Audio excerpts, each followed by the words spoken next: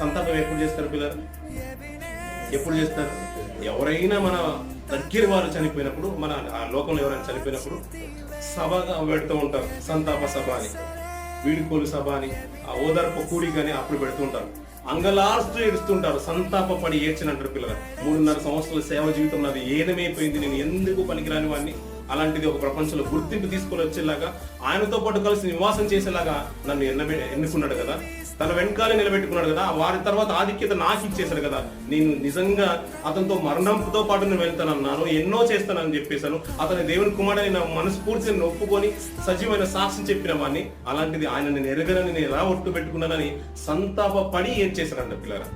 రక్షణలోకి వచ్చిన తర్వాత కూడా పిల్లరా, మనం ఎన్నో మాటలు పిల్లలు మన హృదయం తాకగానే, ఈ వారం మన హృదయాన్ని బాగా తాకిన మాటలు పెట్టుకొని ఒక 2 వారాలు ఒక కమిట్మెంట్కి వచ్చేస్తాం పిల్లలు. వచ్చే బల్లారన వరకు ఏ పాపం మనలో ఏలకుండదో చూడు ప్రభువా అని, ఇది చేయ